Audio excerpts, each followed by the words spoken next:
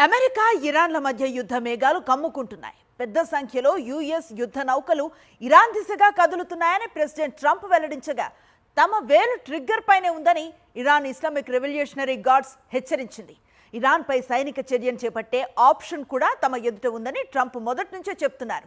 తాజా హెచ్చరికల నేపథ్యంలో మరోసారి అమెరికా ఇరాన్ ఇజ్రాయెల్ సైనిక ఘర్షణ జరుగుతుందనే ఆందోళనలు పెరుగుతున్నాయి.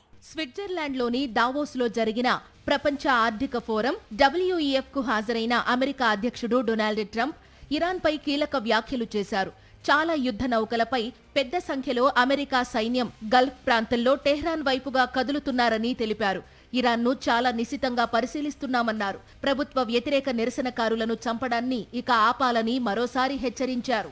అణ్వస్త్ర కార్యక్రమాన్ని మళ్లీ మొదలు పెట్టాలనే ఆలోచనను పక్కన పెట్టాలని ఇరాన్కు స్పష్టం చేశారు ట్రంప్. ఒకవేళ యురేనియం శుద్ధి కార్యక్రమాన్ని ఇరాన్ మళ్లీ ప్రారంభిస్తే అమెరికా తప్పకుండా స్పందిస్తుందని తేల్చి చెప్పారు. ఇరాన్ అణు కార్యక్రమాన్ని చిన్నాభిన్నం చేసేలా తమ దాడి ఉంటుందన్నారు ట్రంప్. ట్రంప్ తాజా ప్రకటనను అమెరికా అధికార వర్గాలు సైతం ధృవీకరించాయి. యుద్ధ విమానాలతో కూడిన USS అబ్రహం లింకన్ యుద్ధ నౌక, పలు గైడెడ్ మిసైల్ డెస్ట్రాయర్లు త్వరలోనే పశ్చిమాసియా ప్రాంతంలోకి చేరుకుంటాయని వెల్లడించాయి. పశ్చిమాసియా ప్రాంతంలో ఇప్పటికే ఉన్న అమెరికా సైనిక స్థావరాలు, సైనిక దళాల రక్షణ కోసం గల్ఫ్ సముద్ర జలాల్లో ఈ అదనపు గగనతల రక్షణ వ్యవస్థలను అమెరికా మోహరిస్తున్నట్లు తెలుస్తోంది. ఒకవేళ సైనిక ఘర్షణ మొదలైతే ఇరాన్ క్షిపణి దాడుల నుంచి తమ సైనిక స్థావరాలకు రక్షణ కల్పించేందుకే ఈ ఏర్పాట్లు చేస్తున్నట్లు సమాచారం. అంతకుముందు అమెరికాకు ఇరాన్ కీలక హెచ్చరిక చేసింది.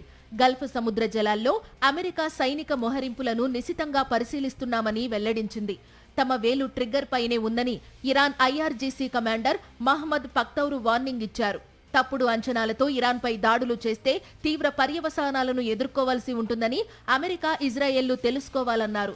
Iran supreme leader Ayatollah Ali Khamenei నుంచి ఆదేశాలు అందిన మరుక్షణమే తాము శత్రువులపై విరుచుకుపడతామని తేల్చి చెప్పారు.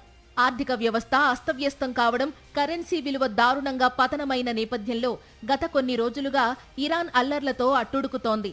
ప్రభుత్వ వ్యతిరేక నిరసనల్లో దాదాపు 3117 మంది చనిపోయినట్లు ఇరాన్ ప్రభుత్వం వెల్లడించింది. వారిలో 2427 మంది అమరులు అని పేర్కొంది. అమరుల కేటగిరీలో ఇరాన్ భద్రతా బలగాల సభ్యులు, అమాయక ప్రజలు ఉన్నారని తెలిపింది. చనిపోయిన మిగతా వారంతా అమెరికా ప్రేరేపిత అల్లరి మూకలు అని స్పష్టం చేసింది.